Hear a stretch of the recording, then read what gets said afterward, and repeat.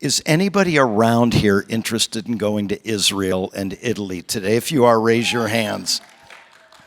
Okay.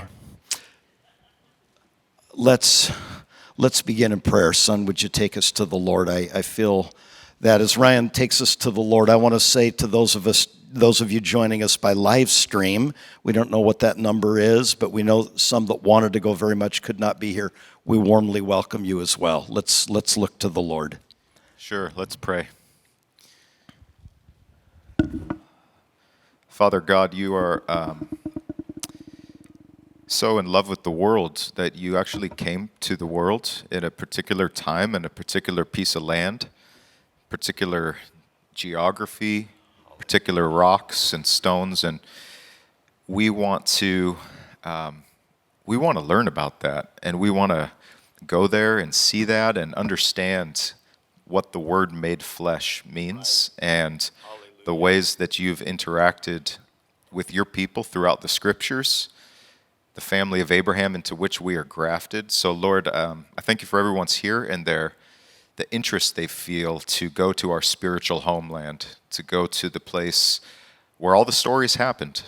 And so we pray that this would be an informationally rich meeting, that questions would be answered, and that, Lord, those that you already foreknow that are going to go on this trip, Lord, that you would just make that possible at a logistical level, financially, time off, and so forth, and also at a spiritual level, that there just be clear green lights, and that truly a trip of a lifetime and a transformation of our faith would be made possible in this trip. So we dedicate this whole endeavor to you, this whole trip. We ask for safety.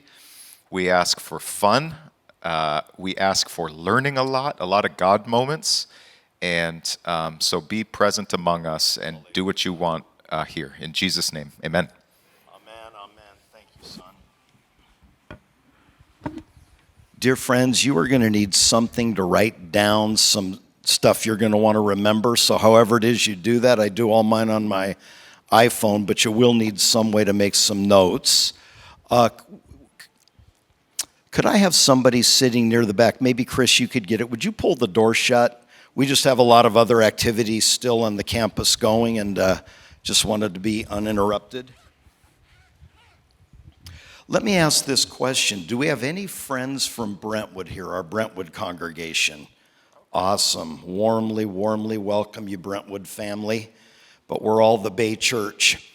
Let me ask this question. How many of you have ever been, not even just with the Bay Church or me and Carrie, how many of you have ever been to Israel before? Let me see your hands. Okay, so a number of you. Israel is the main event on this trip. We tack on Italy. We always go Israel. And by the way, this will be the longest trip I've ever done to just Israel. It's 16 days. Because one of the main things I observe of my American countrymen traveling abroad is fatigue and wear and tear. I can't be getting you up at 5 in the morning and out of the hotel at 6:30 and go until 7 o'clock at night, dinner at 8 and bed at 9. You won't like me after 3 days. So we're going to slow the pace down so you can actually remember where you've been, so we can pause and reflect and let the Spirit of God embed in our hearts the transcendent sights our eyes are seeing. Our bistro's a little small. I had some room up here. No, keep that there. That's the main thing. Okay.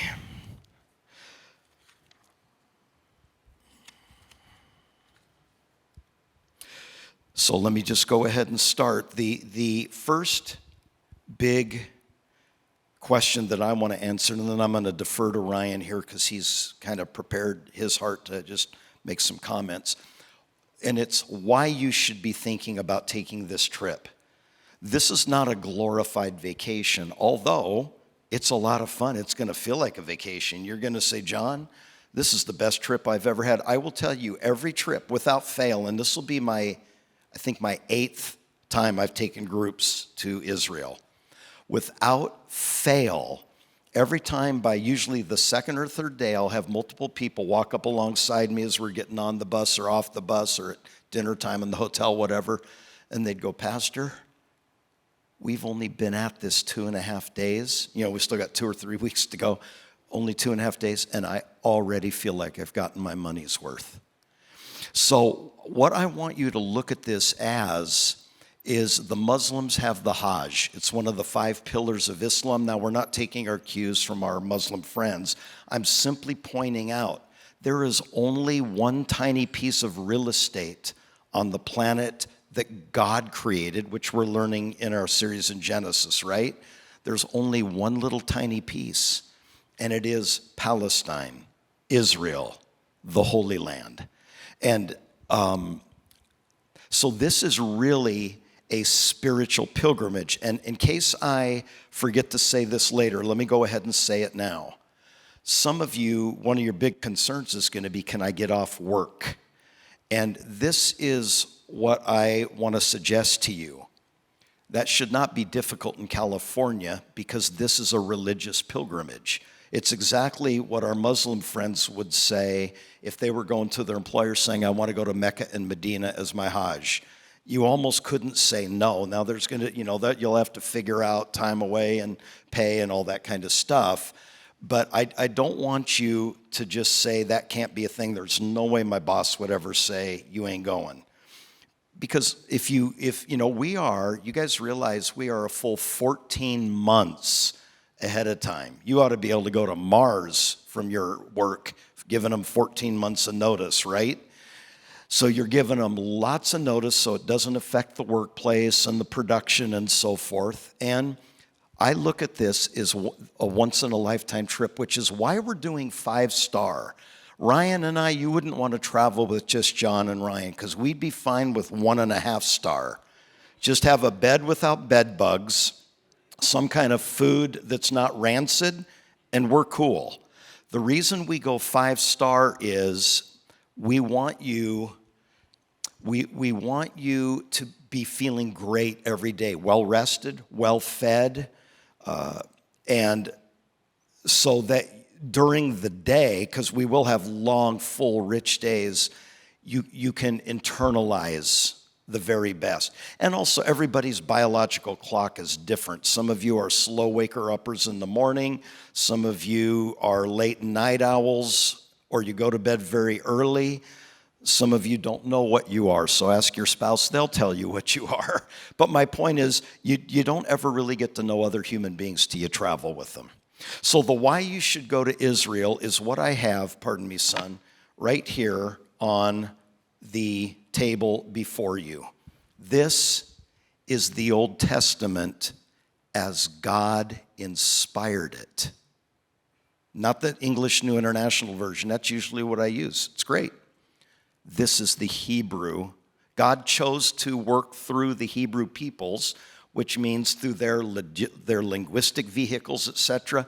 Here's the vehicle which God delivered his holy word to the planet. This is the Hebrew Bible. The New Testament's not in Hebrew. The New Testament's in Greek. This is the Greek New Testament. Together, they form the Word of God that you all brought to church with you, or 17 different versions on your iPhone or iPad, right? When you came today. What chance, because the Word of God was inspired in a period of human history through a particular group of people in a specific geography, meaning Israel, the land that we know as the Holy Land, Israel, what chance do you think that we 21st century Americans have of really understanding this book accurately if we don't get into the heart of the Hebrews and the Greeks in their world? Because the world in which the Bible was inspired through his human instruments, like Paul was a key player in the actual penning of the New Testament. Moses was a key player, the Pentateuch, first 5 books of the Bible. In the Old Testament, Moses. Whenever Ryan and I see error in local churches, it's almost always because we force a 21st century American superimposed interpretation on something that has no proportionate equivalence to what is normal or expected for us today in our world. So this is the Bible that we are going to understand. And by the way, one of the days will be at the Dead Sea Scrolls. You will be seeing the caves and the actual scrolls themselves, and those were absolutely critical in establishing the reliability of the Bible through time with the Jewish scribal traditions, because vellum and papyrus wears out, which is leather and reed. It wears out, and so you've got to write it, and then you've got to rewrite it, and you've got to rewrite it the scribal tradition. We'll be going to in the caves of Qumran, to the community of Qumran, and that's what they did. They were aesthetics and scribes, and so it's the land of the Bible, and it's the people of the Bible. And if we are going to be true students of the Bible, to follow fully the God of the Bible, we need to walk where Jesus walked. This is the spiritual journey of a lifetime for you. That's the heart of your pastor. Son? Thanks. Israel changed my life. When I was in high school, I was sort of science, medicine bound. But when I went to Israel on a trip just like this, when I was a senior in high school, it rocked my world. I remember the side trip, we actually went to Egypt for like 5 days before we came into Israel. And when we came in the southern border of Israel into the Negev desert, our guide got on the bus, and the first thing he said to the whole group sitting there was, "Welcome home." And something in me just went like, yeah, welcome home. And I was 18, and I had an explosion in my mind of interest in things like history and archaeology and philosophy and religion and all this stuff. And for me, Israel was like a drug. It was amazing. And so all during my time in college, I was just like, I got to find a way to get back to Israel. And I went to a college then where I could study Hebrew and Greek and the antiquity and stuff.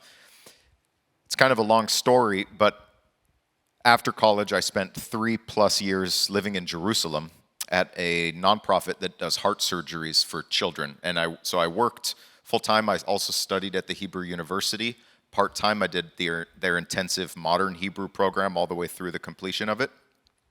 And interspersed, again, it would take a long time, but I was also doing graduate studies. So I want to give you a sense of my background, actually, because I will be our American guide on this trip.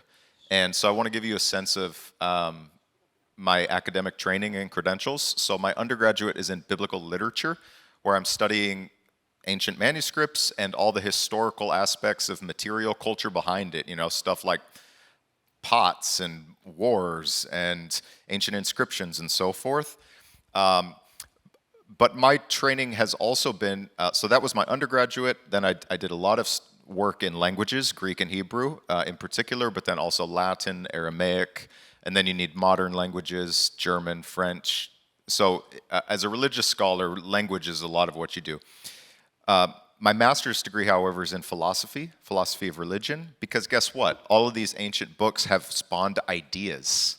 It's not just about ancient artifacts. It is actually about whole worldviews, about theories about who God is and we are and so forth. There's an interchange between the sort of the materiality of the ancient world and the way that has been interpreted over time.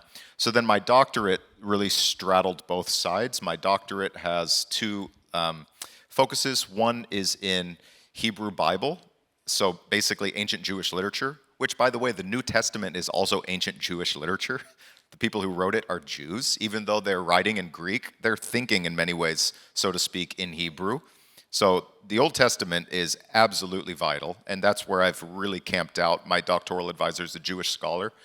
But then the other side of my training was in the doctoral program is in philosophy and theology. Because again, the question is, what does it mean? How do we make sense of it? So I'm excited to go on this trip wearing multiple hats. I want to, we'll go to different sites, and I'll just kind of, okay, guys, here's some things that happened here. Here's the different layers of stone that we're seeing. Here's where it connects to the Bible and stuff. But then we're going to take another step and say, now, what does it mean for us? And then a further step, what does it mean spiritually? like I'm also want to be a pastor on this trip. Israel is a profound encounter.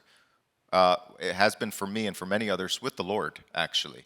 So we're going to be operating at multiple levels at once, and it's going to be really exciting. I wanted to share with you just a couple pictures, actually, of that sort of summarizes for me why this trip is worthwhile, why you ought to think about it.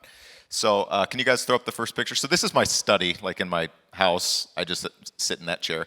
And that picture, now from a distance you can see it's a black and white, and if you can see on the left-hand side, that's actually the Temple Mount. That's the Dome of the Rock, the Muslim shrine, okay? And so that flat area in the center is the plaza up there. But go ahead and zoom in.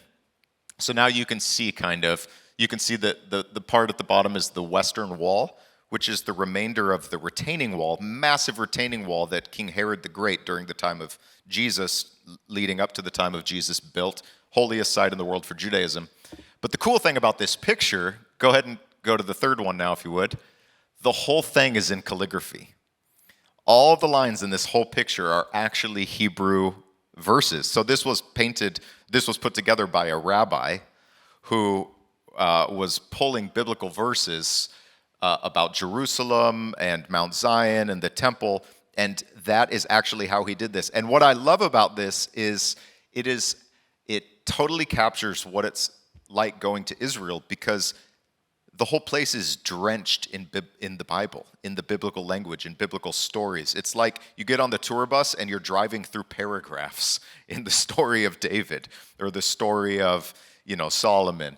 And so it is the whole place is not just an encounter with rocks and buildings and so forth. It is an encounter with the scriptures at a fundamental level. And I think if you've never been to Israel, going on a trip like this as your first pass is a fantastic idea, because you don't have to worry about logistics and you're going to get a steady stream of excellent information at all the places. So I like to travel too by myself, or go and you kind of go at your own pace, and you can, and you're not herding onto a bus and off the bus, and that's a beautiful way to travel too. But doing a trip like this for your first pass is a fantastic idea, because you're going to see the whole thing. You're going to have professionals taking care of all the problems and giving you good information, and it will provide the foundation for any future trips you may want to take. So this will be my first trip though as a guide. So I'll be kind of figuring some things out as I go. But I'm just super excited. Israel's been transformative in my life, and I think it will be in yours as well. So that's what I want to say. What he doesn't know is when you get sick and need to go to emergency in Jerusalem or the Galilee, call room 217, Ryan's in that room. Yeah, he'll take you. בגלל שגם אני אוכל לדבר בעברית וגם לצעוק לאנשים, I can get in arguments in Hebrew and win. Truly, the Bay Church, and pardon me for my bias, but I'd say this if we weren't related, we're very fortunate to have somebody with these kinds of understandings that can be such a vital part of our spiritual journey home. It's going to be transcendent. You could go to Israel right now on your own, and I'm telling you, you would have no clue what you're looking at. So not only will you have Ryan, but you will also have Yoav Rotem. Do you remember when I brought our Hebrew guide here, Yoav Rotem? He spoke with me on a weekend just before COVID, literally. So March-ish, February-ish of 2020. So our Hebrew guide, our American guide, I'll be your pastor. Obviously, Ryan's one of your pastors, but we have more of our pastors going. So I'm looking there, I'm seeing Dennis and Cindy Reynolds. Okay, Den, Cindy, wave your hands at me. I'm looking for Raymond Chaka. Ray, where are you at? I'm there. Oh, and we got mom and dad here. Yo from San Jose, bro. Sis. We have Jason Bishop and his son Titus. Jace, oh yeah, we have missions meetings going right now. By the way, the Bay Church is always humming. We've got baby dedication, missions meeting, Israel meeting, and one other thing. So we're kind of a 7-day-a-week church. Funniest story. How old were you when I took you and Logan? So Logan was 16, right? Funniest thing ever. We're on the Nile River. We're on a dinner cruise on the Nile River, and I think, we're going to see Egyptian culture. This will be awesome. Sons, and the table was about this size, just a little table, and this stage was right in front of us. I mean, literally, you could touch the stage. And out comes a belly dancer. It wasn't, I'm sure it was a more modified. I sat there. It was awesome. Yeah. I loved it. I sat there and looked at my sons, and Logan was 17 shades of red. It was hilarious. Okay, enough of that. So now I'm going to go fast, so you'll want to write down some things. The dates are the second to the last day of February, so it's February 27 of 2023 through March 14th. Is there 9, 10, or 11 hours difference typically between us and this? 9 or 10? Yeah. I'm just mentioning as an aside, Israel's 9 to 10 hours ahead of us. Okay, so February 27 to March 14th. On March 14th, the group that is not going to Italy will fly home back to America with some of our pastors. The group that is going to Italy will continue on. We'll fly from Tel Aviv to Rome. Okay? So typically it's about a 50-50, maybe a 2/3, 1/3, 2/3 come home, 1/3 continues on. And I've typically taken people for the extension tour one of 3 places: Egypt, Greece, or Rome. And the last 2 trips we took here from the Bay Church, we went to Greece. Had a cruise in the Greek islands, the whole deal. Went to the Isle of Patmos where John wrote the book of Revelation, et cetera, et cetera. Okay, so those are the dates. And I'm just going to have to tell you a lot of things. By the way, we're going to open it for Q&A. I'm going to have to tell you a lot of things. Some of them you probably won't like, but you're going to have to find out at some point. And one of those is you can go to Israel only, but you can't go to Italy only. I've tried this before, and it is a total shenanigan. Imagine if you had 60 charges traveling the world and you're responsible for all 60. You never know what people are going to do, but I'm telling you, they will always do what you don't expect them to do. And I feel a keen sense as your pastor, somebody hurts you, they're dealing with me. I mean, I watch you like a bird dog. For example, pickpocketing and theft. People can they first hear us because Americans have a shtick on the street. We're the loudest people on the planet. We got backwards hats, big Oakland Raider logos, and we're just all swaggy. Okay, it's a great way to get pickpocketed. And it's a great way, I will be advocating, as you'll see, a below the radar. So those are the dates. Okay, let me talk about COVID. Without question, in both Israel and Italy. Remember, we are guests in their countries, so we go by their rules. Without question, whatever the rules are in March of next year, we will have to fully comply with their rules, which means we'll have to be vaccinated and or boosted. And there may be, additionally, that we'd have to take a test 72 hours before we go and then 72 hours before we come back in the United States. That's all arranged. It's all provided for, okay?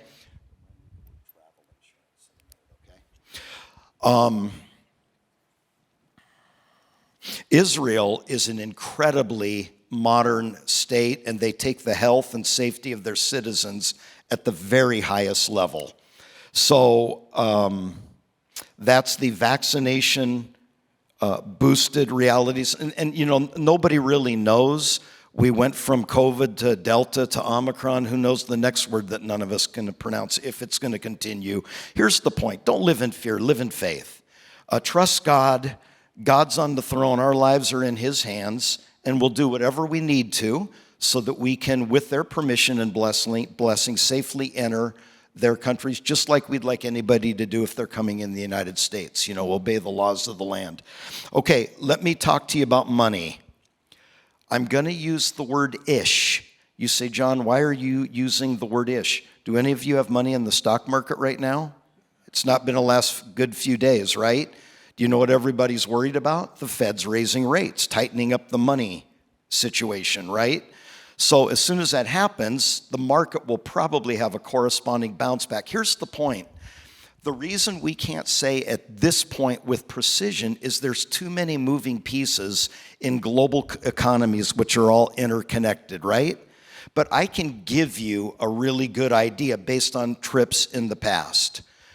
I think for 16 days, the cost for Israel only is going to be about $8,000 per person.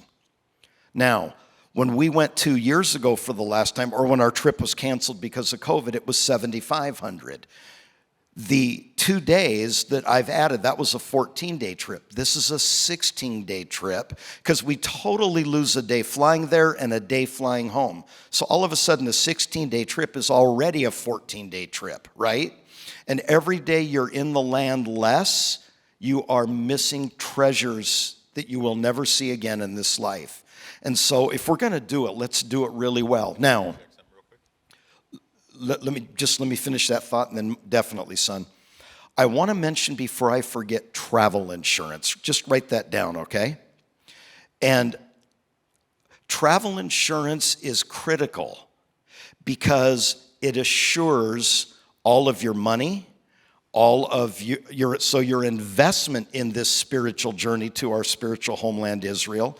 It covers lost or stolen suitcases if the airline loses them. It covers acts of terrorism.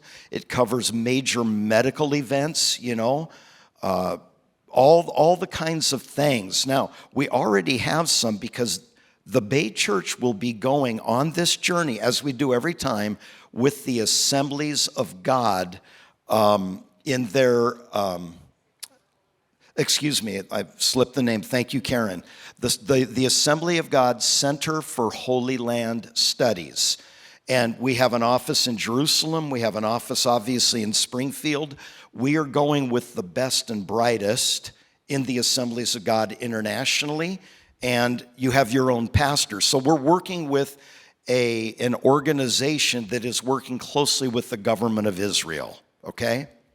So you will want to get travel insurance. Typically, travel insurance per person for a good policy for a 16-day trip, I'm guessing, is going to be give or take about $300.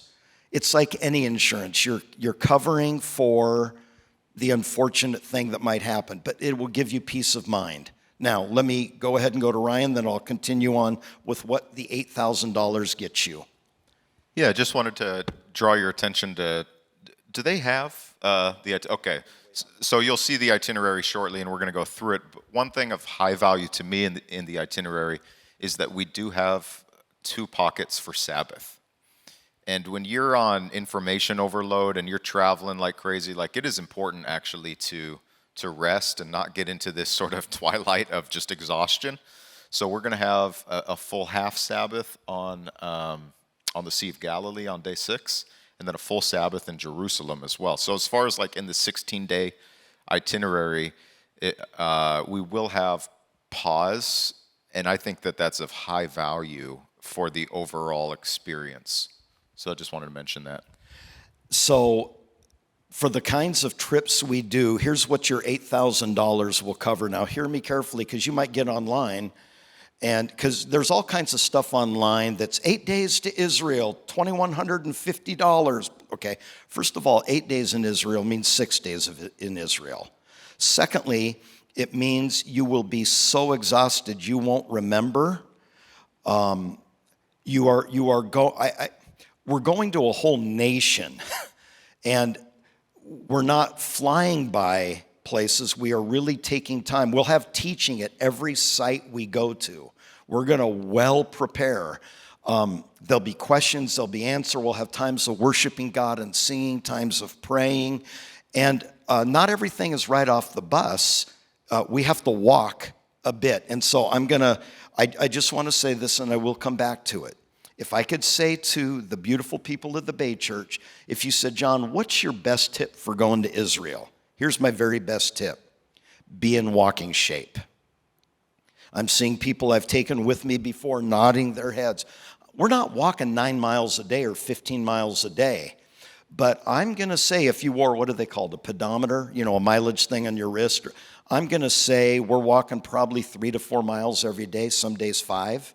That means from the hotel to get on the bus, we park hours later for lunch. We're walking through a marketplace to get into the inner city of wherever it is we're going to eat. All the sites you get off, they don't let the bus pull up next to Beit Shan, for example. You probably walk a quarter mile to get to where you go into these highly protected, globally significant archaeological sites, right? We'll be in markets where you're shopping. We'll be walking to sites. You'll want to take walks with friends or your spouse or whatever in the evening. There's just going to be a lot of walking. And to be honest with you, they don't really have a lot of handicap access. I'm sure they have it, but not where we go. The nation of Israel did not pave over, for example, the streets that David and Solomon put in so that Americans wouldn't trip. They left them much as they excavated them because they want us to see how it was. So you're not just tooling along. You got to kind of watch where you're walking. We're going up ancient winding staircases. And by the way, you can opt out of any of these. Like if you have a height issue, you could say, okay, that I'm not doing. I'll stay down here and have a Slurpee. It's no problem, okay? But what I am saying, and that's the other reason these 14 months are going to benefit you. I have had people that when they said, yes, I want to go, I'm so glad you told me about walking, that literally could not walk 200 or 300 yards, 2 or 3 football fields before they went, and they got on a walking program. They just started walking. The first day was a quarter mile. Second day is a quarter mile. They're working up to 3 miles a day, 4 miles a day. By the time we went 12 to 14 months later, it was not uncommon for the average person to have lost 10 to 15 to 20, up to 40 pounds from just doing that. And their muscles are firm because you're counting on your legs and your feet for everything, right? So this gives you plenty of time to improve your walking health. Okay, enough on that. Back to the $8,000. So we do a 5-star trip. So here's what is covered with that. All of your meals, with the exception of lunch. Here's why not lunch. Because we're always out doing the sites all day long. And so everybody, like you'll buy a falafel, which is kind of like an Israeli burrito, okay? And you'll just get a falafel for $1.50 or $2 or whatever they are and eat that in a bottle of water. Boom, you're good till dinner.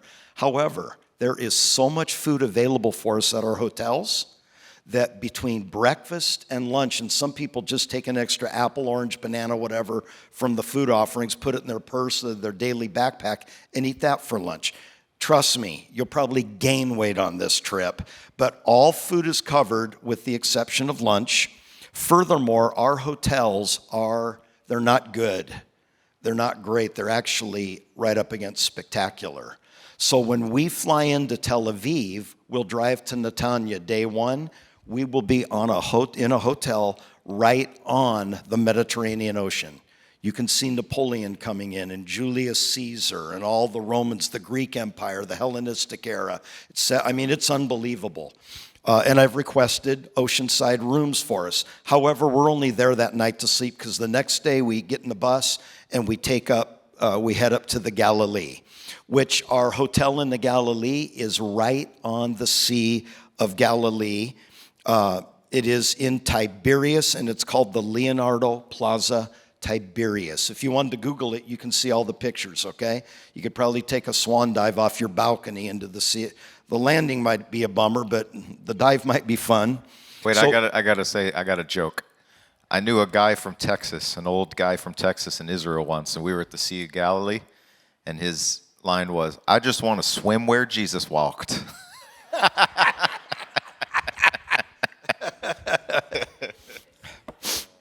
I just want to swim where Jesus walked. So we're in the Leonardo Plaza Tiberias on the Sea of Galilee for 5 nights.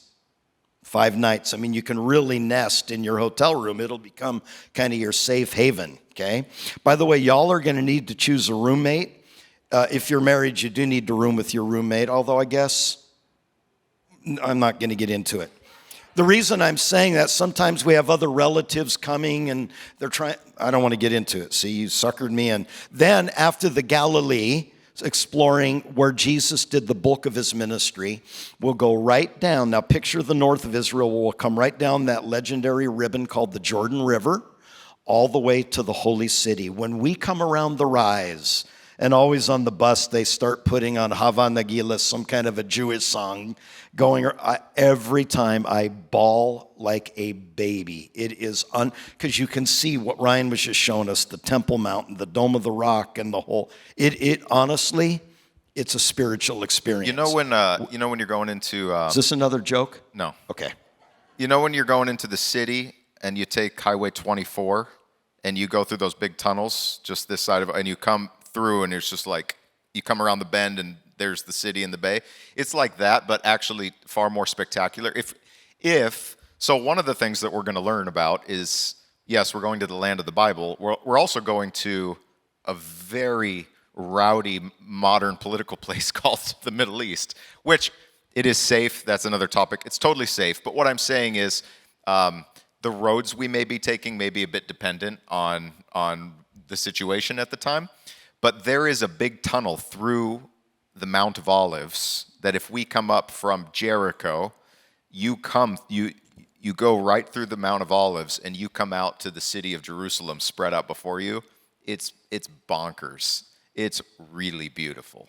So I think that's what he's talking about. So the $8,000 covers all of your meals. It covers all of your hotel. It covers all of your transportation. Airfare, by the way, I've never even done this. It's the first time it's offered non-stop. San Francisco to Tel Aviv, baby. When we get off, we are there.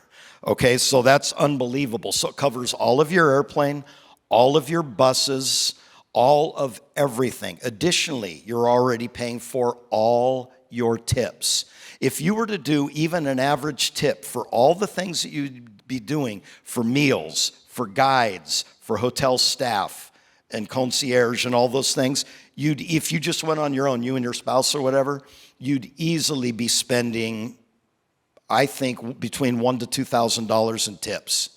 Okay? So here's the deal. You will never have to tip a person. You know why? We take care of that. Because I know how the system works. I don't let anybody work us. However, I always want to be on the right side of generosity in how we tip all those that give us truly wonderful care. I want people to know Americans may well be the nicest and most generous people in the world. Don't forget, we'll be with unbelievers every day. We are supposed to be the representative of Jesus. So we're kind, we tip very generously, but you're not going to have to deal with the tension of what that means. That's totally taken care of for you. What else is included? The bus is huge. We'll have 2 buses. So the day that we leave for Israel, we fly out at what, Karen? 3 in the afternoon, 4, 5? Yeah, let me just say, typically, we fly out in the afternoons. So what we will do, say we fly out at 4 o'clock, just for this conversation, we will meet here. One of John's rules, again, please forgive me ahead of time, I'm never to the airport for an international flight less than 3 hours ahead of time. When I have 60 people with me, for sure I'll be 4 and maybe 5 hours. Because every time there's an issue. Okay, furthermore, and by that I mean people lose their luggage, they forgot this, they forgot that, some security's rifling through suitcases. The other thing is nobody's going to the airport alone. Your fee is also covering a high-quality charter bus that will leave the Concord campus together. So for a 4 o'clock flight, we are at SFO by noon. So you'll be getting to the Bay Church Concord campus probably by about 9 o'clock in the morning. We'll have a meal waiting here for you. By the way, that's covered by your payments. And what we'll do, we will all be measuring weighing each other's suitcases. 50 pounds is the absolute limit. We're advising 45 because you're going to bring junk home with you. Although most of the stuff we'll buy of real value, we only take you to the shops that when you just spent $500 on that nativity sit for your grandchildren, it will actually show up in the Bay Area when you get home. Okay, I mean, you're totally at the mercy of the shopkeeper, right, or the whatever. So this is why you need experience. We're just constantly, we got your back in every scenario. The bus so we're taking a bus from here after we've had a bite to eat, we've weighed each other's luggage. You need to have family members here because you'll probably, you're coming at 54 pounds, you're going to have to send something home with grandma or your child or whatever, unless you just want to leave it at the church for 2 weeks, which, by the way, you can't leave your car here for 2 weeks. You got to have somebody come and drop you off. When we arrive back 16 days later, the same bus will be at SFO waiting for us and deliver us right here to the Concord campus of the Bay Church. When we're in Israel, our mobile home, meaning our home on wheels every day, is going to be about a $400,000 Mercedes bus. They are unbelievable. They're called air cushion, jetliner streaming, Uber alles, master of the universe something. And honestly, you're sitting up so high, it's unbelievable. And the reason we limit the trip to 58 is that's all that bus will fit, because we have to have a guide named Yoav Rotem, and we've got to have a driver. And by the way, we're also very fond of our drivers, and I got the same one that we have had several times. He's an absolute sweetheart. He's Druze, by the way. He's a believer, and he's a follower of the way of Druze thinking and religion. Okay, so it covers all those things. Again, hotels, tips, transportation, bus, meals, administration. I do want to say one thing about administration. A tremendous amount of organization is going to go into this. Karen, would you stand for just a moment? I didn't ask you ahead of time because I knew it wouldn't be pleasant. Go ahead and... This is our amazing administrative assistant. I tell her often she's doubly blessed because not only is she my administrative assistant, but she's Ryan's too. So if one Gregg is good, two Greggs may be better, or like 10 times worse, I don't know. Anyhow, there is a ton of stuff to do, and she has 14 months of work ahead of her. However, her husband, Steve, where are you at, buddy? Not here? He was in the 10:30, wasn't he? Yeah, I thought I saw him. Her husband, Steve, is coming this time, which is awesome. And in fact, she's organized several of these trips, never been herself. It's her first time. By the way, my wife, Carrie, would be here.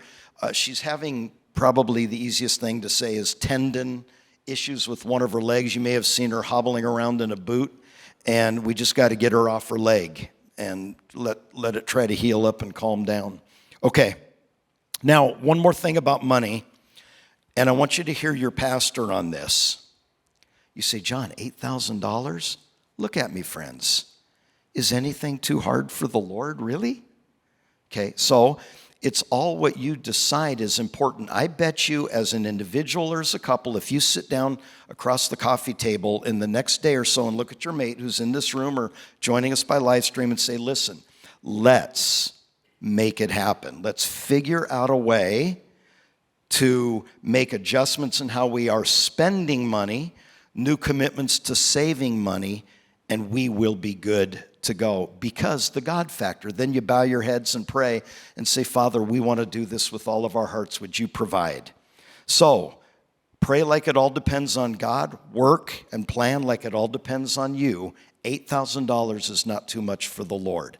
In terms of how you pay, by the way, what reserves your everything registration for you to be a 100% in on this trip is a $1,500 non-refundable deposit, okay? $1,500. Now, I'm your pastor. I'm not some Gomer that works at a travel agency that's trying to take you for a ride. If you or a family member got sick, if you had a family crisis, I'm always going to take care of you. But if we don't say non-refundable, then here's what happens. As soon as you say I'm in and you pay the $1,500, we start spending money. Do you know that when 60 people or 58 people fly at $2,000 a piece, somebody do the math on that. Karen, would you do the math on that? I mean, $2,000 times 60, well, there's 120,000. 60 times, So just when we buy airline tickets, we'll be paying $120,000 for the airline tickets. So if you say, nah, I changed my mind, don't really want to go, the Niners are going deep in the playoffs or whatever, it's like you have a ticket, you are going. So I want you to know this is all God's money, and we're trying to be good stewards in this end. Now, while I said trust God, plan, and pray, I want you to hear me on this. Some of you maybe shouldn't go if this is really going to work a hardship on your livelihood. If you say, yeah, honey, I think we can go. We just won't pay our mortgage for 3 months, and we won't, let's just not eat.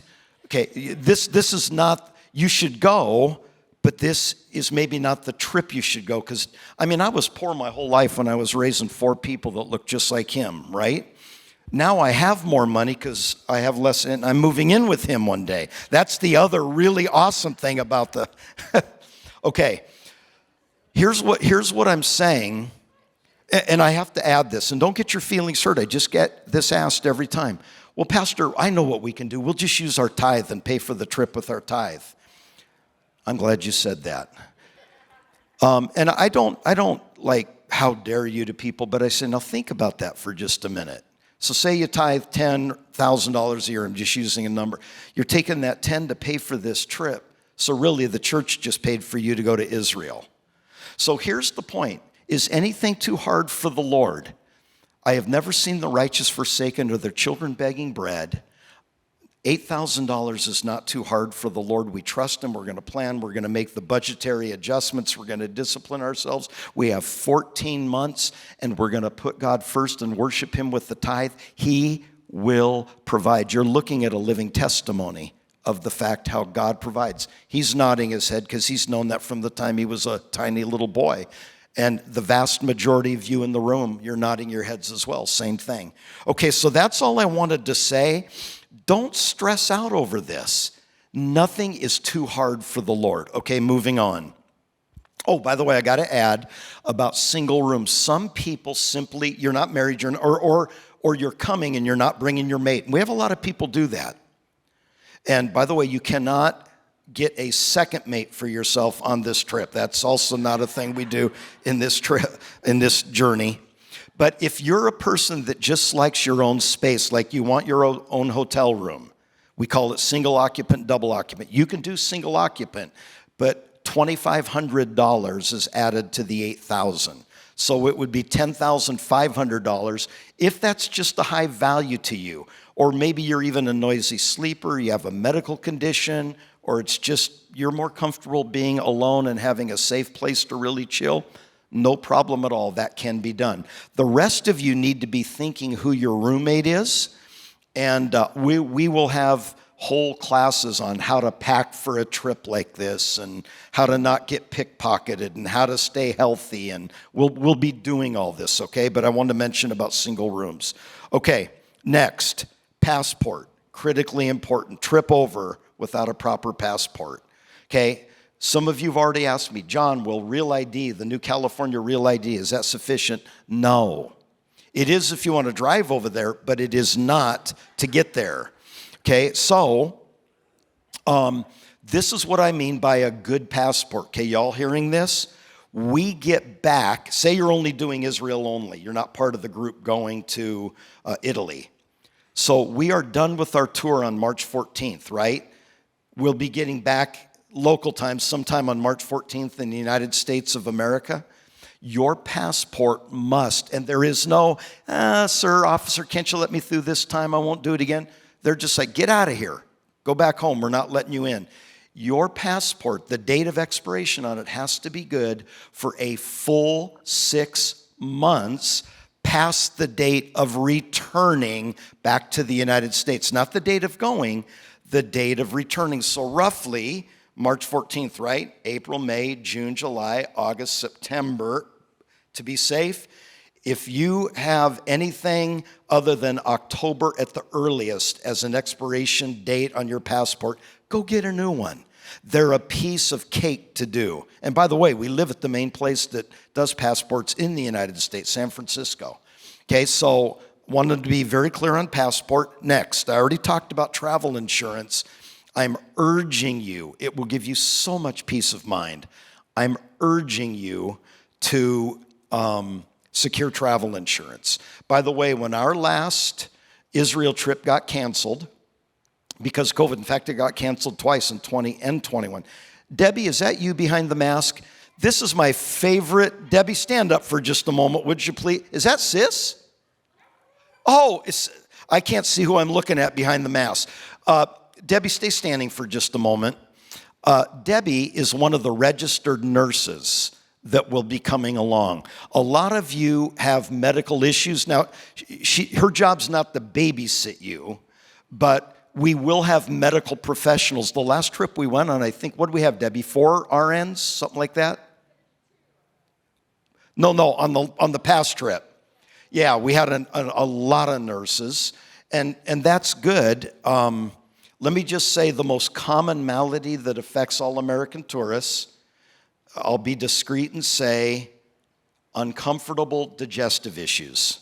Okay, I'll leave it at that, but we can fix you on that. If you don't eat something, anything you eat, you have to make sure you have to peel it or unwrap it, and when you open water, you hear the vacuum seal, like somebody didn't fill it in the back of the hotel with a spigot and a hose, which I've seen with my own eyes, okay? So what you want to do is know that we've also got registered nurses, medical professionals like Debbie. Thank you so much. And sis, so good to see you as well. Okay, moving right along.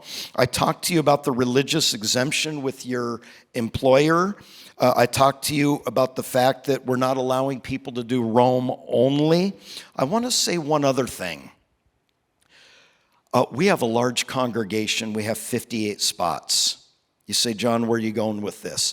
Some of you have that sweet aunt in Kansas or that favorite uncle in Minnesota.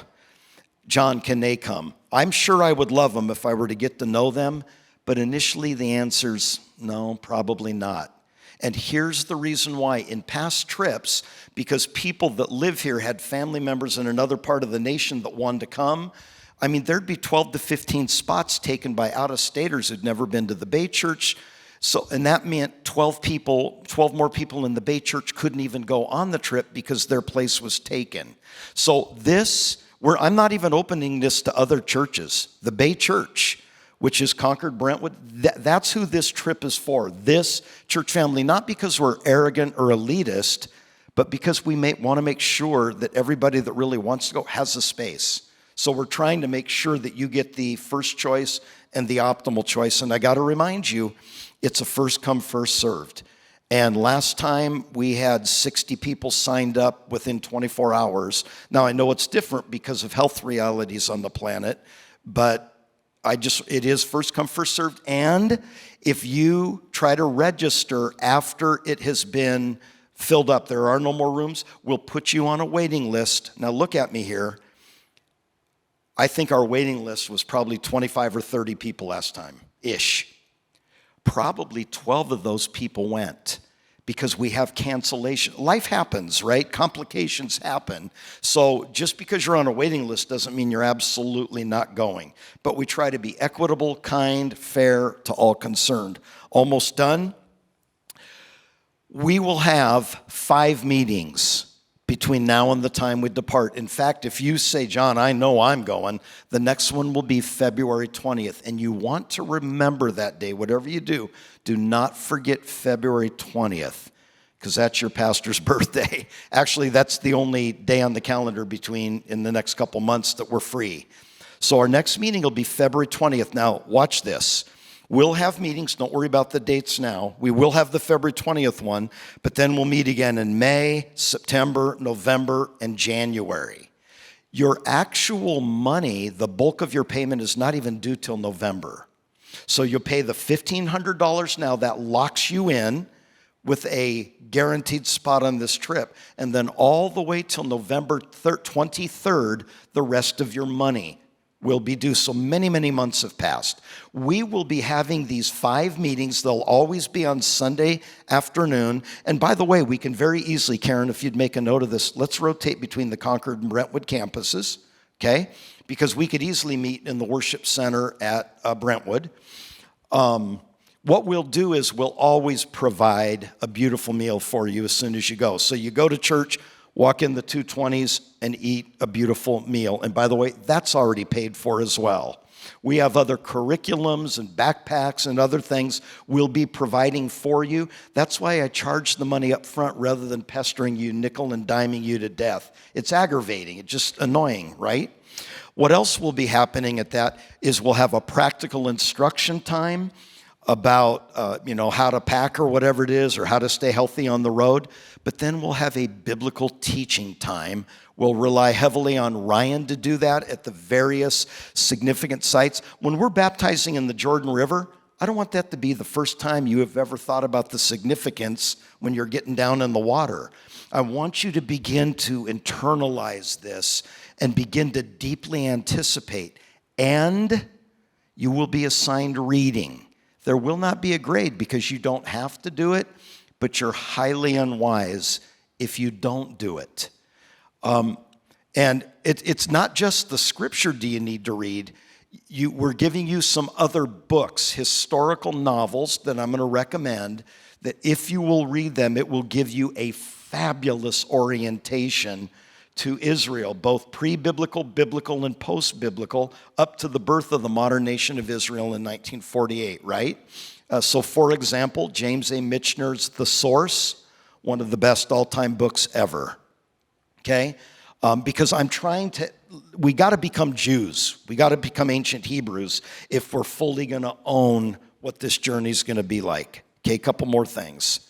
First come, first served. So now, I need to tell you this. I forgot to mention this earlier, pardon me. I said we had 58 spots, but you beautiful people, well, some of you are actually. I said we had 2 canceled trips, one in 20 and 21. I felt the obligation as pastor to offer it those people that have been canceled twice first, and a number of them responded. So as of right now, of spaces we're confident we have open, we only have 32. There are 32 spaces available. So some people sitting in the room or joining us by live stream were signed up for the 2021 trips, fully paid, ready to go, and then the world shut down, right? So there are 32 openings. And Karen, start getting ready because I'm going to turn it over to you. We're going to talk to you about how to register. One of the single biggest benefits of going like this, go ahead and rubberneck and just look around the room at each other. These people are going to become your fam. One of them will be your roommate. We're all going to be together every day, sitting together in the bus. And by the way, you'll have a bus buddy and a bus partner. It's the only way we don't lose people, because some people lollygag. Going through markets. You ever taken 60 people through a foreign market? It's a recipe for a migraine meets a nervous breakdown. And so I have drag. You guys know what cattle drives are? In a cattle drive, you always have a couple guys at the very tail in the dust catching strays. We always have strays at the Bay Church as we're moving through from point A to point B through the old city, because everything you're seeing, you've never seen it before. And it's tantalizing, and I want to touch, and whoosh, we're gone. And by the way, there's bathrooms everywhere. Okay. Now, what I'm going to do, and some you have to pay, by the way, and don't make it a big deal, just put the money in. And by the way, an Israeli shekel typically is worth about an American quarter. So four shekels is usually equal to one is American dollar, okay? And I think let's go ahead, before we go to Q&A, I want to have Karen talk to us about registering, okay? We've got a little bit of a new approach that we think will be easier. And you heard me mention that we have our own website, right? So the Center for Holy Land Studies, when a church like the Bay Church, we're one of their good clients, says we're going on a trip, they have a whole, if you look right now, it's online, it says the Bay Church, Israel, with our dates, everything that was up on the screen. And that's going to be really key to you, because we're going to keep feeding you information, dates, time, updates, all that kind of stuff as we go. Karen, come on up here, friend, and walk us through registration, would you? Chris, could you put up the lower third for that, please? So the registration link is just this website, which is Holy Lands, and it's got the S, holylandsstudies.org/2023, the Bay Church. That'll take you to our website for this trip. And what that's going to do when you click on that, it's going to send me an email. So you guys are going to look and go, what is this? It's not an actual registration page, but it's going to email me. I will send you a link. The reason we have to do it that way is just because we are limited on the amount of people that we can take. And so I don't want them to register somebody and then find out, oh, we're over, and then I have to call you and say sorry. So anyways, it's super simple. If you have any questions, my email is Karen, Karen, @thebay.church, and I'll be happy to answer. Thank you so much, dear friend. So please leave that up, Chris, for the next several minutes, okay? Okay, so Karen, go ahead, and I need 3 volunteers. We need help passing out some hard copy. Okay, come on up here, guys. Once you raise your hand, just walk on up, Karen. Here's your helpers to pass out the hard copy. So what we are giving you is the hard copy itinerary for our 16 days in Israel. Okay? Yeah, I'm going to right now. There we go. Okay, so everybody lend me your ear. Don't start reading it yet, okay? For those of you that want to go to Italy, by the way, John, Carrie, Ryan, probably Ryan's new bride, we'll all be part of that. We got to let stuff sort itself out. But be that as it may, here's what we'll do. While the rest of the group flies home to San Francisco, we'll fly from Tel Aviv to Rome. I've already secured a highly regarded agency and all the guides in Rome. Israel and Italy are different. At Italy, you have a host, and then they take you to the site, say the Vatican. And every site has its own state-approved guide. So like we're going to have Ryan and Yoav with us all 16 days, morning, noon, and night, right, in Israel. We won't have guides, Italian guides with us, although our main guide, is this a cool name? I wish I were Italian. Alessandro Stefanelli, that's the guy's name. And his main worker is Giovanna. I'm telling you, they're definitely not Russian. Alessandro Stefanelli, it's awesome. Okay, so all I want to do is just give you a quick capsule summary of Rome. Rome is an extremely expensive city. So because it's probably, it's called the Eternal City, right? Because it's probably the most traveled to or tourist desired location in Europe. I'm guessing 4,000-ish for the 7 days in Italy. Could be 3,000, could be 4,500. At this point, we don't know. We're staying in a more modest hotel. So we're not going to be 5-starring in Rome, but 3 to 4 stars still going to be very nice. This is the main areas we're going to see. So you understand the Christian history of Rome. The Apostle Paul was imprisoned there in the Mamertine prison, and he was martyred there. There was an early Christian church in Rome. That's the Epistle to the Romans, right, that the Holy Spirit inspired Paul to write. So we'll go to all the Christian sites, including the Catholic sites. You realize the Catholics were the only Christians up until the Reformation. There were no other Christians. So we love Catholics at the Bay Church. They're our brothers and sisters in Jesus. We don't do things exactly the same way, but we are going to the roots of our ancient and historic faith. So we'll be in the Vatican. We'll be at St. Peter's. We'll be at all those highlights. Additionally, we'll go to the Roman Forum, which is the ancient seat of all of ancient Rome. It's where the Senate is. It's where the Palatine Hill is, where all the Caesars lived. Everything is right there in the Roman Forum. Additionally, we'll see the Colosseum, the legendary Colosseum of Rome, the Hippodrome where Christians were thrown to the lions. We're going to see all this. The museums in Italy are spectacular beyond belief. There just couldn't be a better place to go as Christian pilgrims on a spiritual sojourn than Israel and then to Rome, because it's like Old Testament, New Testament, New Testament. It's going to be spectacular. So that's the best I can tell you at this point, 4,000-ish, and we'll be gone the week from our last day in Jerusalem up until we return home on, is it the 22nd or 23rd? I have it down, the 22nd. Okay, so let's go ahead and whip through this itinerary, okay? So, son, what I'm going to do, I'm going to go a section at a time. So, for example, I'm going to do these first two here, Ryan. That's where we're on the Mediterranean for the one night. Then the second chunk, son, is all the Galilee. We're 5 nights in Tiberias on the Sea of Galilee. And then the whole back, these 7 days are all Jerusalem.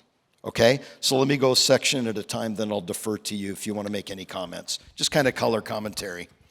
So I'm Frank Gifford and you're John Madden. That's what I'm trying to say to you, son. Okay.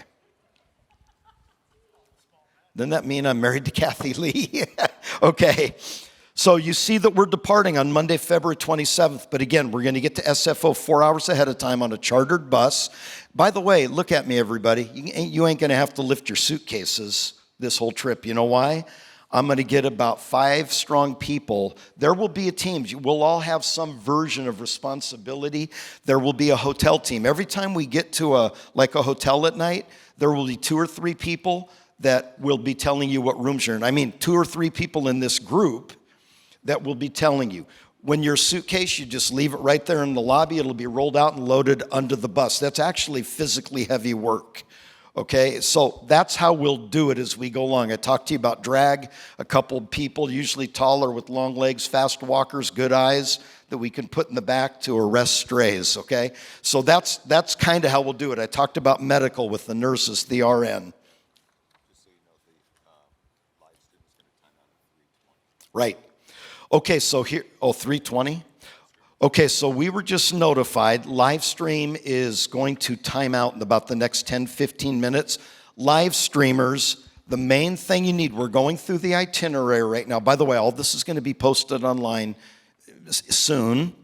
Live streamers, the main thing you need to remember is, I'm sure you're seeing it probably as a lower third on your screen, the Holy Lands, and you probably noticed Karen said plural, Holy Lands studies.org/2023, the Bay Church. That will take you right to our site. But you heard Karen, when you begin, you're sending her an email. So once we've hit 32, we now have a full complement, and we can let people know, yes, you can come, but we'll have to put you on the waiting list. We're doing it because it's more courteous and gracious to people. They thought they were in, and we're like, oh my goodness, 72 people signed up. So who do we tell they're in and who's on the waiting list? That'll start a fight. Okay, so that's what we're not going to do. So that's the only thing live streamers are missing, what we're going to go over now. So let's go ahead and whip through this. But live streamers, you have fully equal opportunity to sign up whenever you're ready to do so with the link we're giving you here.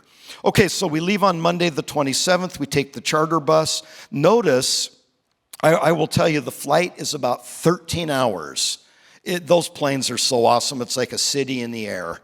And we'll eat well, we'll sleep well. One of the big things I'm going to talk to you about is jet lag.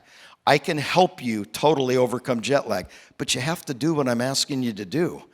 Because if you do what you want to do, you're going to want to take a nap when your biological clock says it's time to go to bed, and that just costs you 3 days. You're going to be just going to be a slug. You'll be clueless as we go through. So it takes time to get adjusted, but you can do it if you get right on it. Okay, so we are then on the Mediterranean. You can see we're in Israel on February 28th, fly into Ben Gurion Airport. Remember, he is what? The first president of Israel, 1948, May. I talked to you about being in the city of Netanya on the Mediterranean Ocean. Any comments, son? Okay, let's go to the Galilee. You see day 3, 4, 5, 6, and 7. Those 5 full days, we are in the center cut of the ministry of Jesus our Lord. So here's the highlights. I told you we're going to eat like kings. We're going to go to Caesarea. Have you heard of a little guy named Herod the Great? Caesarea is the city he built groveling to pay homage to Caesar Augustus, and it was a major port in its day. So Caesarea, Cornelius the centurion, Gentile convert, etc., the Roman theater there. You're going to see aqueducts. The Romans revolutionized the world with the aqueduct system. We'll go to Mount Carmel, Elijah and the 450 prophets of Baal. We'll go to Megiddo, as in Armageddon, okay, and the book of Revelation, et cetera, and then we'll be on the Sea of Galilee for an evening meal. We'll probably leave the hotel in the 8:30 range every morning, 9 some days, but 8 to 8:30. We'll be back by 5 o'clock most nights. So you'll have time for a relaxing evening, maybe a walk and an early bedtime, or if you want to watch a movie or whatever you want to do. By the way, I bring jewelers to the hotel, reliable Jewish craftsmen and women that will bring really good jewelry and other things that you can order in the hotel. Diamonds are a very big deal in Israel. And I normally don't say that, but several of the women made me say that right now because they knew their husbands are hearing. Okay, I'm on Thursday, March 2nd. We're going to go to the Arbel Synagogue. I just don't have time to explain these things. Beit Shan is an impressive ancient city. Remember when Saul was killed on Mount Gilboa? His head was hung on a post in Beit Shan. But the city is a preserved archaeological miracle. You will be walking 2,000 years ago through an ancient Greek, Roman, Hebrew city. We'll be in Nazareth, of course, Jesus' boyhood home. The Luke 4 Mount of Precipice, where we'll see the whole Jezreel Valley. And of course, that's where Jesus was tempted to throw himself off. By the way, you're going to also see all the IDF, Israeli Defense Force. You'll see their airfields in the Jezreel Valley. Trust me, they can get anywhere in Israel in about 3 seconds, mostly because they're using American aircraft, our best, and then they really soup them up once we sell it to them. Okay, Friday, March 3rd, we're in the spectacular north of Israel, so we're going to be in the Golan Heights. We're going to be overlooking Syria. Last time, it was during the height of the war.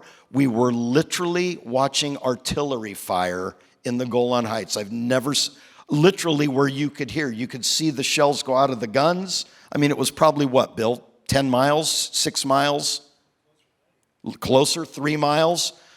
But we're watching a pitched battle from the Golan Heights, and you realize Israel won that from the Palestinian Arabs in the 67 war. Okay, so the rest of it, we're up in the north, the headwaters of the Jordan, Caesarea Philippi. Remember, Jesus said to Peter, "Who do you say that I am? I say you are the Christ, the Son of the living God." One of the things that deeply affects me, remember from Dan to Bethel, you see those words?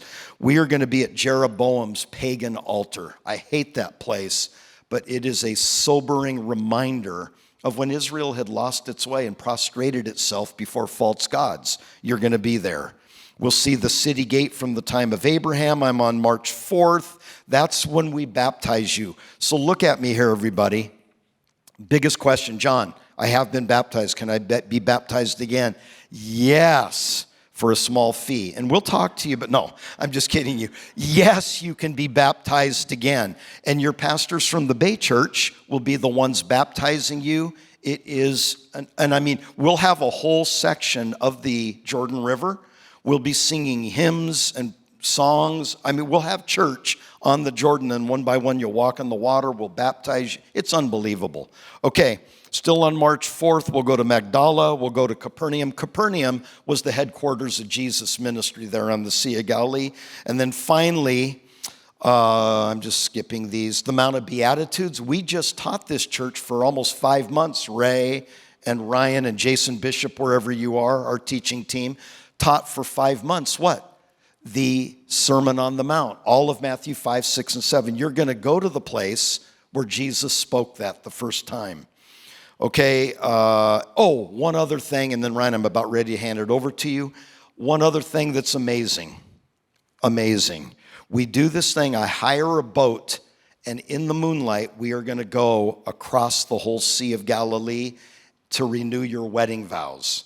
So it is going to be epic. Literally, if you're married, if you're newly married, if you want to be married, but it's literally where I perform a ceremony, and I'll have all the pastors will all work together, a ceremony where you're renewing your wedding vows on the Sea of Galilee on a boat. It is, I can't even describe the experience, guys. It's unbelievable. So anyhow, we'll do that too. Comments on the Galilee? I do have one online question. Yeah, go ahead. So I'd like for you to answer, because we're going to, online turn off shortly. Cut off very quickly. Go ahead. It said, I'll just say the question. So the question is, I heard first come, first serve was how you select, but also is there consideration to allow first-timers before repeaters who have went one or more times before? And that is a great question. So remember I talked to you about, we love your relatives in Minnesota, but if they go, that means somebody that's actually part of the Bay Church, that this is their home, their life, their spiritual house and family, they can't go. So whoever asked that question, that was online from our live stream audience. The answer is yes, we are going to give consideration, but here's how we're going to do it. I'm not going to make a hard blanket statement, you can't go again. Because, to be very honest with you, when we started putting this trip together some months ago, we weren't sure where we'd be in COVID. We weren't sure whether Israel's even letting foreigners in the land, et cetera, et cetera. But you know that we work with the State Department, and that's why we work with the Center for Holy Land Studies. They're talking to the State Department, the Government Travel Bureau, or whatever it's called for the State of Israel, American side as well. So we really have it's not 6 o'clock news stuff. This is going to be far more comprehensive. Okay. As your pastor, I would love it to give priority to first-timers over repeat. And certainly to Bay Church people over people that the Bay Church that's not part of their life because they don't live here. And that's not favoritism. I'm just being honest. However, this is what we found. When push comes to shove, if we only have 40 people, 45 people that want to go, and we have 15 spots available, then we're going to say to Bay Church people that have been before that want to come again, hey, would you like to come? We're actually having room. And we'll know that, by the way, in the next couple months. Everything will sort itself out. You'll be praying, talking, and trying to understand what God would have you do. So that's our heart. But I want to be gentle there because my guess is we might need some repeat customers or travelers with us to get a full 58. We just don't know, right? Okay, son, comments on the north? Oh, it's hard to comment because every place, this is just like a candy store. Like you could talk for so long about each one of these places, and we will. And I've done a lot of hiking and camping out through the whole country, and I've slept on the shore of the Sea of Galilee many times, just in a tent or no tent, just in a sleeping bag. And there'll always be these ships cruising around out there, and you're in Israel, and I've become effectively an Israeli, and then I hear Chris Tomlin being sung on some American boat, and I go, there go the evangelicals right there. But it's awesome. All of this stuff is epic. Every day is so juiced with good stuff. It's hard to comment. Thank you, son. Don't get us started. Trust me, we got plenty of stuff to say that we believe, by the grace of God, will deeply enrich your life. I just asked Karen, how many devices we got going? And she's saying over 40 devices are watching live stream. And so that means 2 people a device. There's probably 80 people or more or less, give or take. So there's probably as many or more watching live stream that wanted to be here, couldn't physically be here. This will not be the last Bay Church trip to Israel, right? By the way. So within the next couple of years, there will be another trip. So if it doesn't work out this time for any reason, it's not your only chance. There will be others. And let me just say to that end, one of the things we thought with Ryan coming in, we want to be a church that's serious about the Word of God. So we might actually start going every year, And maybe we take archaeological groups and we go work on a dig somewhere in Israel for 2 or 3 weeks in the summer. For example, something that's like a specific study group, not a general overall see the whole land and the main sites group like this trip is designed to be. So we're really looking for ways that we can offer you to go deeper in your faith. Okay, we're going to rip through, go to the back if you would. We're in the 7 days of Jerusalem. So we leave the Galilee. By the way, you're going to be swimming in the Dead Sea, or shall I say floating. Do not dive. It's not a soft landing. Have you heard of Masada? We will be taking cable cars up a mountain to the legendary site of Herod the Great. Movies have been made about it. History's written. I could talk to you for an hour about Masada right now, but I won't. Okay, so then En-Gedi of David lore, Qumran. I talked to you about the caves where the Dead Sea Scrolls were found. The Jericho Road. A man walked from Jerusalem to Jericho, and there he was taken by thieves. Something you've ever heard? Yeah, that place. Okay, second day in Jerusalem, so day 9, March 7th. We're going to be in the hometown of David, Bethlehem, and also obviously the birthplace of Jesus and the Church of the Nativity. So this magnificent church has been built over the site where Jesus was born, or to the best of our archaeological historical understanding, where Bethlehem was in the day. Next, Shepherd's Fields. Okay, I just can't go into all this. The Israel Museum, the Dead Sea Scrolls. The scale model of Jerusalem will open your eyes like you can't believe. It is about as big, it's close to as big as this auditorium, a little smaller, and you walk around the perimeter, and it is exactly what Jerusalem was like in Jesus' day. You'll walk by the temple. You can see where Antonia Fortress was, where Jesus stood before Pilate. You can see the Kidron Valley. You can see the Mount of Olives. We'll be on all those things, but things have changed in 2,000 years, right? Okay. Next, I'm on day 10, March 8. Oh, I forgot to say, by the way, we'll go by the Israeli parliament building called the Knesset. The Knesset. And we'll have a short stop there. Day 10. So the city of David. This is one of the most recent archaeological digs. The city of David, the pool of Siloam, Yad Vashem. Have any of you seen the movie Schindler's List? Okay, so we'll go by the tree of Oskar Schindler, who was a friend of the Jewish people being murdered during Holocaust. But Yad Vashem is the Holocaust Memorial Museum for Holocaust of the Jewish state, and the miraculous birth of the state of modern Israel. Okay, look at day 11, March 9. You know the new U.S. Embassy, everybody, is now in Jerusalem. We will then, from the Mount of Olives, we'll be on it. We'll walk down the Mount of Olives on the traditional Palm Sunday processional, right? We will go to the Garden of Gethsemane, the pools of Bethesda, the Church of the Holy Sepulchre, which is the site of Jesus' crucifixion, burial, resurrection. And by the way, we'll be going back to that for a second day. When you have free days, remember Ryan was saying we have free days, a day free in the north and a day free in the south. You can go wherever you want, wherever most deeply touches you or whatever floats your boat. That, to me, the Church of the Holy Sepulchre, I just love to sit there and think and weep and read my Bible. And so, okay, day 12, Friday, March 10th. Now we're going to be walking through the old city itself. So the Jaffa Gate, we're going to visit David's Citadel. Oh, the Cardo is awesome. The Byzantine Cardo, don't worry about that, what it is. You're going to like it. We're going to be all around the ancient walls of Jerusalem, but those are not the walls of Jesus' era.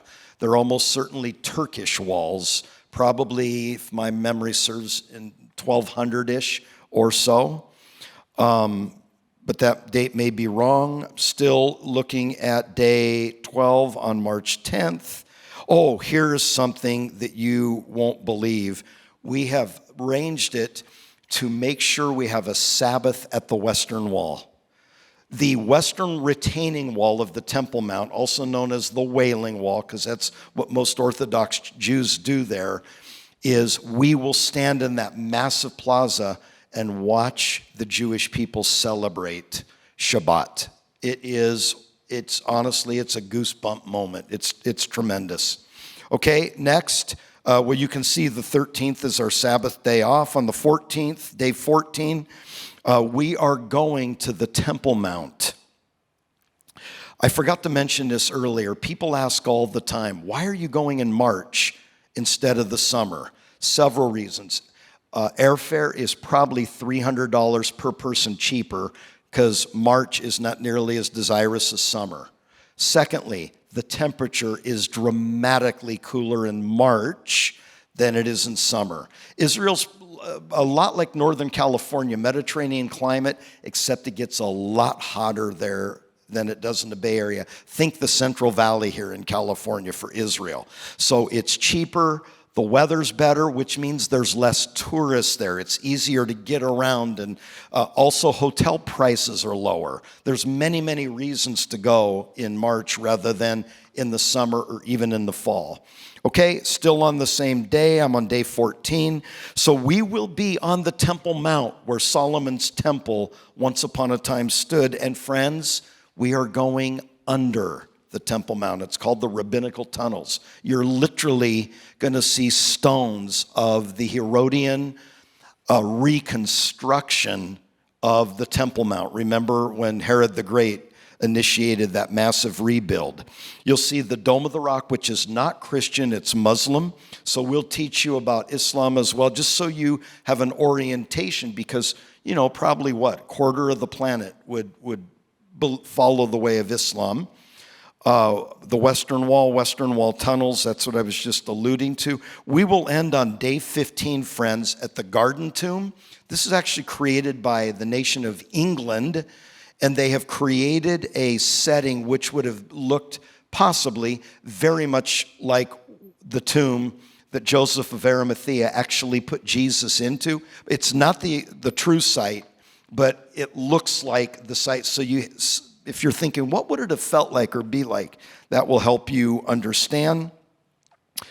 The Southern Wall excavations, this is the last thing I say. There's a really good chance on the Southern Wall excavations that may well be where the day of Pentecost was held. And that would take me about an hour to explain it to you. But our guides will walk us through that.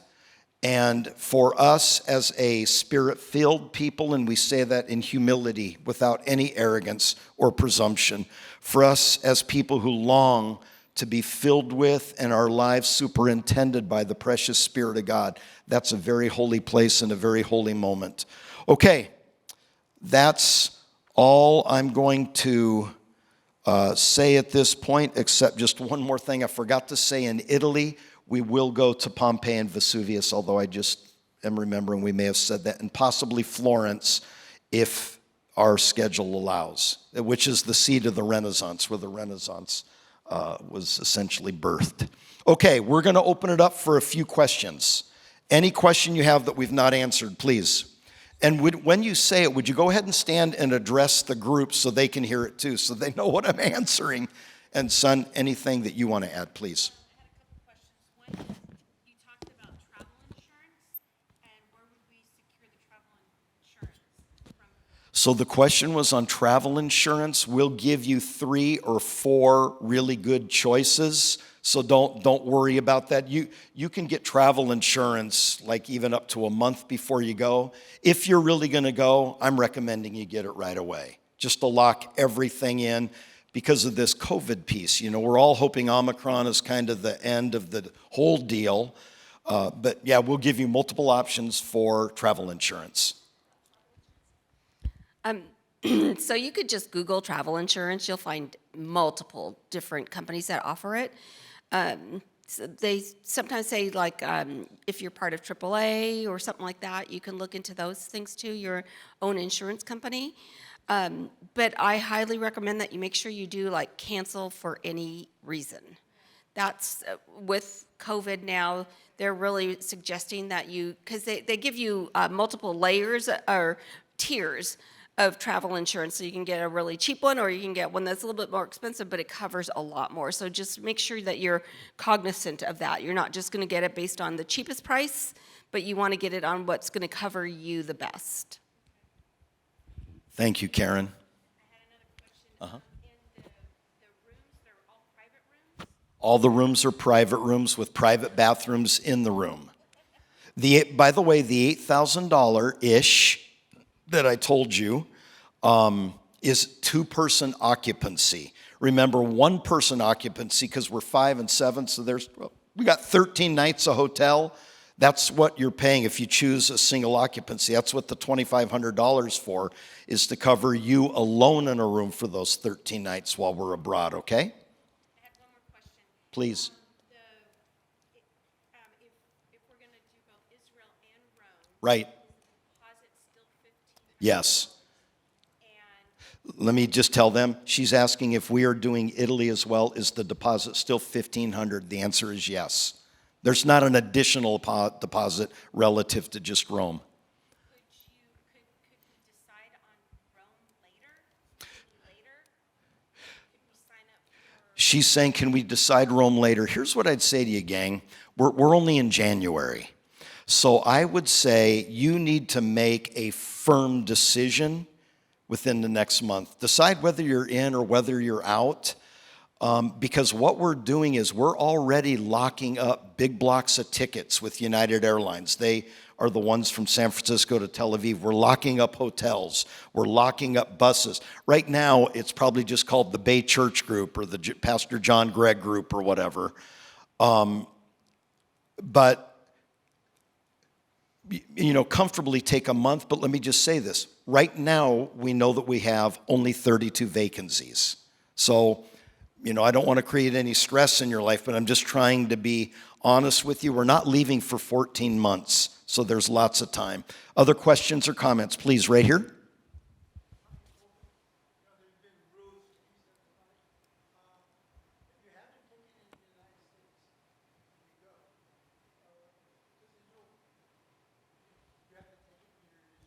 When you say take it, my brother, do you mean the shot? Okay, so here's the thing. You won't be allowed to board the plane here in the United States. Right now. So if you've not been vaccinated, or I'm guessing maybe boosted as well, you wouldn't even be allowed to board the plane here in the United States. So it's immaterial whether Israel would let you in. Yeah, and now let me just say this. I said we had 2 cancellations because of COVID, and the trip at that time was $7,500, $7,600, whatever it was, because we went 2 days less in Israel. Everybody got all of their money back. Everybody got all of their money back. And it was a little bit of a tug of war, because the whole world's, you remember what happened to the airlines? The last thing the airlines wanted to do is give $120,000 back to the Bay Church because COVID said we couldn't go, right? By the way, I actually know an American pastor. The guy gets his whole group. Israel announced we're not letting any foreigners in, no pilgrim tour groups from America or anywhere else. He boarded San Francisco, flew to Tel Aviv, got out at Ben Gurion Airport, and the government said, you're going back to America. You're not coming into Israel. They sat in the waiting room for 4 hours, got back in the plane, and flew nonstop from Tel Aviv back to San Francisco. We're not going to be doing that. Okay, so I said, did your people revolt? Was there anarchy and rebellion? And okay, questions, please. Go ahead, my dear. So I have 2 questions. Concerning the single room, because I do know, what if some people don't have money to pay for a single room and they want to pair up with someone else, but they don't have anyone to pair up with? Great question. Let me answer that first. Some of you are unmarried, or you are married and your spouse is not interested in going. That happens often. So you need to find a roommate, because you're saying, I'm not paying $2,500 for that. I can sleep with anybody in the same room, that kind of a thing. By the way, women and women, men and men, I know you know that, but I'm just saying. Okay. So here's what we'll do. A lot of you are already going to have your room. In fact, I think most people here will have their roommates because they'll have a friend in the church or a spouse, and they're good to go, okay? Like Steve and Karen, okay? Me and Carrie. For those that don't, we'll say, okay, these are the 18 people that currently don't have a roommate. So guys, figure out who your roommate is. And chances are if you've been at the Bay Church for a while, you're not going to be looking at a bunch of strangers. You'll be seeing people you recognize. And yeah, that's how we do it. It just kind of happens, as the millennials like to say, organically. I don't know what else to say. Okay? So for the passports, I do know that if you're an American citizen, you will have an American passport. Right. What of those people who want to go but are not American citizens because you do not have an American passport with that? Ex. Have like a green card, for example. Right. How are you going to deal with that? Okay, so she has an excellent question. Thank you so much. Would you make a note of that? And we need to look into that. So I'm assuming the vast majority of you are American citizens, i.e., you have an American passport. What if you are not American citizen, but a resident here, i.e., on a green card? So we honestly, we have to sort that out, and we'll get back to you. Maybe also leave your name and phone number. If that applies to anybody else here, make sure you let Karen know at the end. Give her your name, because we absolutely want to include you in this trip, and we'll figure out a way to make it happen, just unless the government just says, no way, it's not happening. But I mean, we'll get going on it. That's why a 14-month running head start is awesome. Yeah, exactly. Okay, right here, my brother. Thank you so much.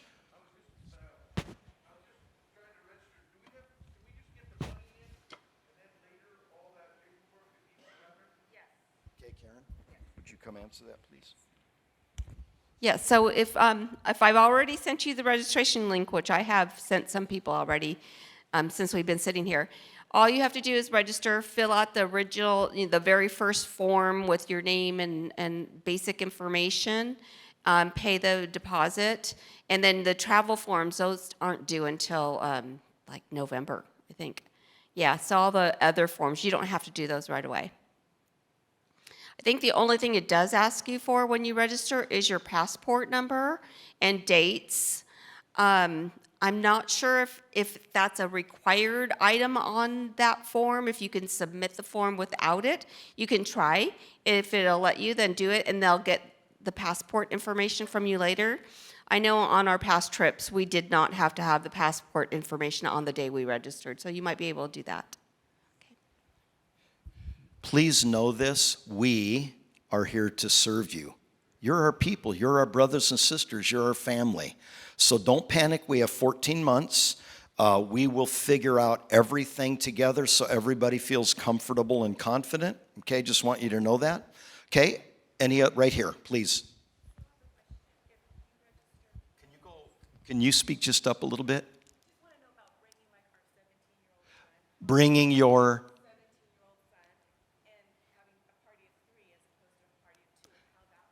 in sleeping arrangements? Tell him he's on his own, man. He's 17. No, I'm just kidding. Okay, so are you going to say roll away? Yeah. So here's what we'll do now. You guys, Ryan, is everything in America bigger than Israel? Rooms and refrigerators and sinks, toilets, everything. Okay, so this might be a little bit how you're moving around your room. I'm turning around the bed now. You getting the... Okay, but just listen, if you want it exactly like is in America, you need to stay here and not go. So if you want an adventure, so what we will do, because we've done this before, we will have a hide-a-bed or roll-away in the room every night for you at our, so we're 5 nights in the Galilee, right, on the Sea of Galilee. It'll rolled in the first night. It'll be his bed for the 5 nights, and the same in Jerusalem. Yeah, you betcha. Good question. And by the way, let me say about kids. Bring them, I would say probably not younger than maybe 12 or 13 on the young side. Here's the deal. This is a once-in-a-lifetime experience, and they need to be of an age that you have a sense they could really get something from this. And not just be like, this is what we're doing for vacation, more rocks, or, whatever. So 17 is very, and by the way, it could be a tremendous bonding time. Carrie and I took our sons on one trip, our daughters, Caitlin and Candace, on another trip. It changed all of their lives. It changed their faith. Yeah, and their entertainment habits, belly dancers, so it really affected that as well. Okay, other comments, please.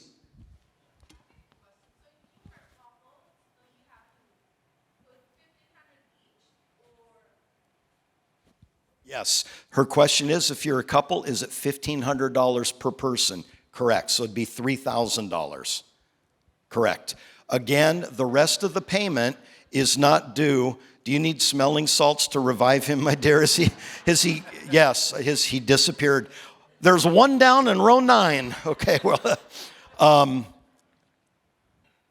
and then the balance of your payment is not due till November 23rd. So many, many months down the road, okay? Other comments? Right here, all the way in the back. And then I'll come back to you in a minute. Go ahead, my dear. Yes.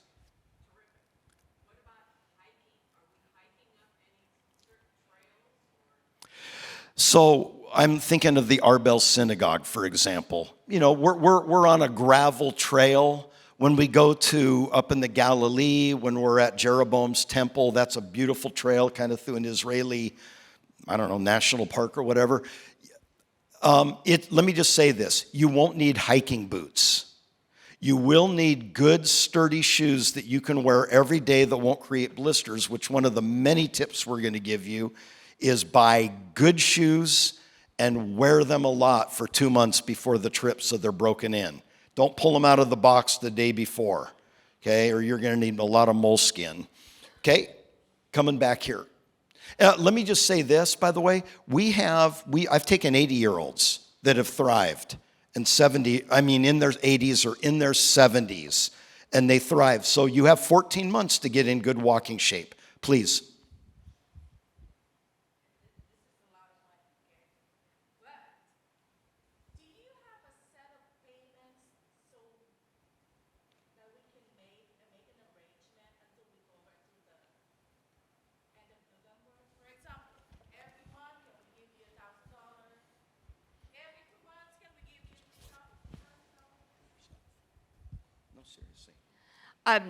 You could just open a special savings account for yourself and just make those payments or do an automatic draft into that account.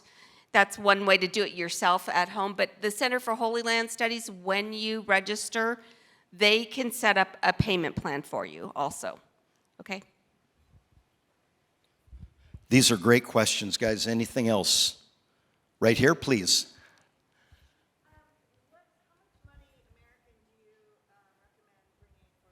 Aha, the souvenir question. Okay. Okay. Yeah, sapphires and rubies, no diamonds. Here's what I'm going to tell you I see on this trip.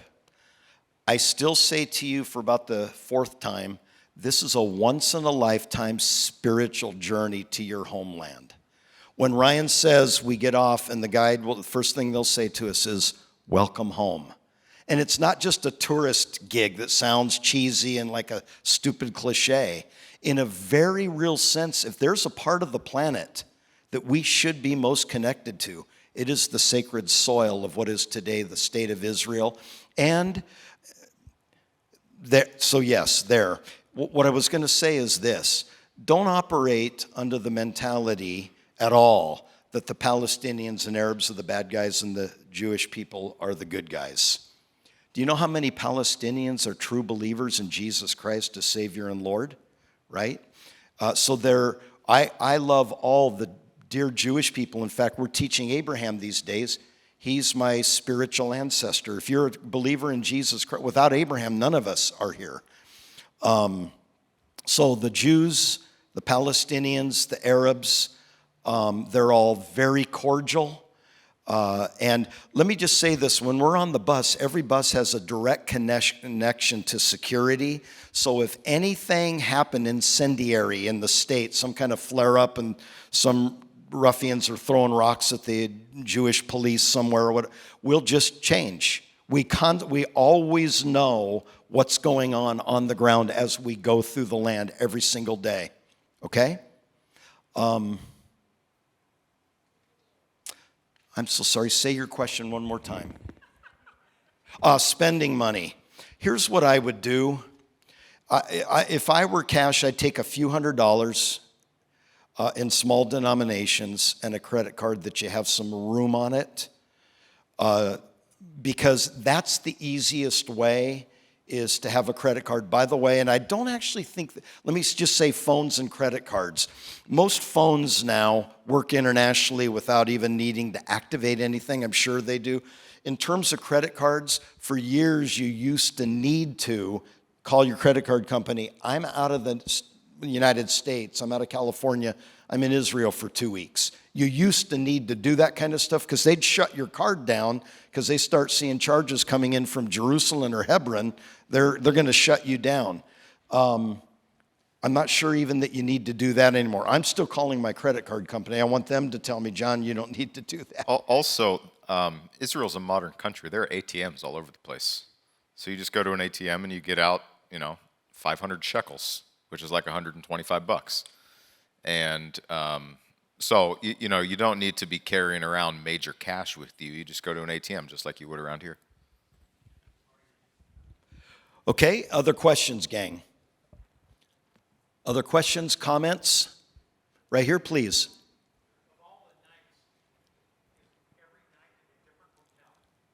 No. We're only in 3 hotels the whole trip in Israel. 1 night in Netanya on the Mediterranean Sea, 5 nights on the Sea of Galilee, 7 nights in the David Citadel, Old City in Jerusalem. So 1 night, 5 nights, 7 nights. Good question, thank you. Other comment, please? Yeah, every hotel will have laundry services, and they do it amazingly well.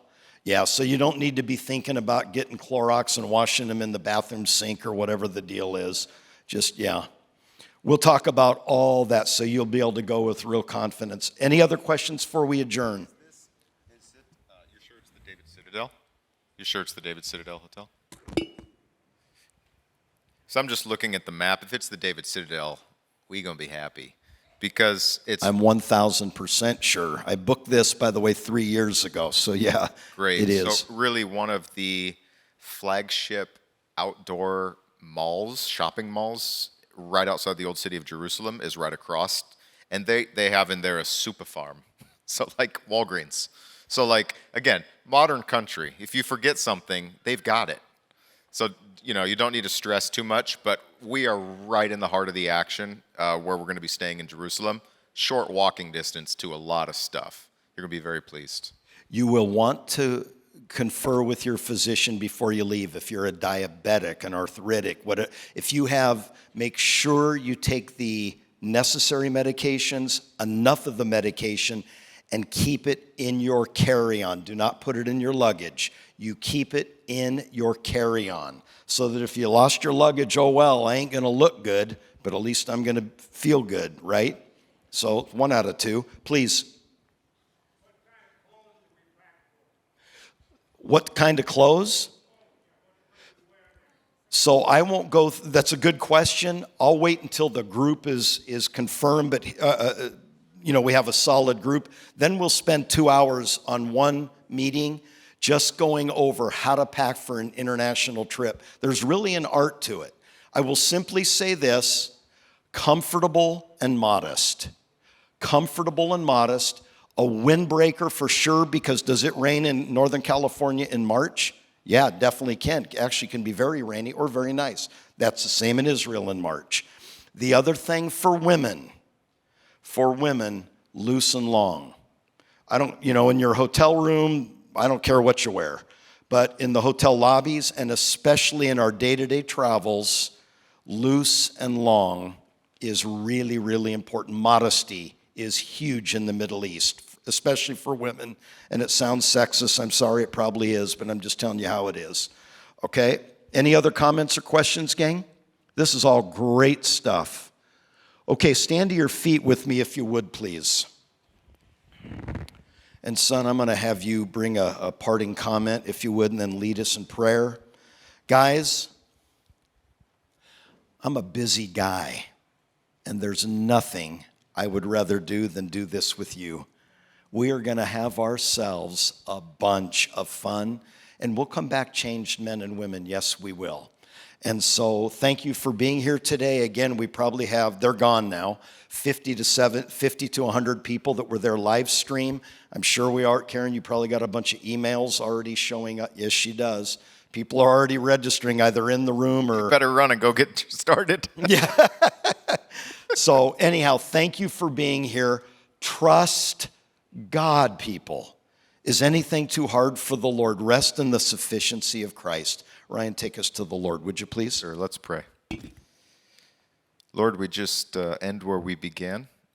This is all in your hands. We thank you for the gospel. We thank you for that place in the world where the word became flesh. And we trust, Lord, that the details will work themselves out. I pray you'd give every couple in here and every individual discernment to hear your voice as far as if this is a trip you'd have them go on.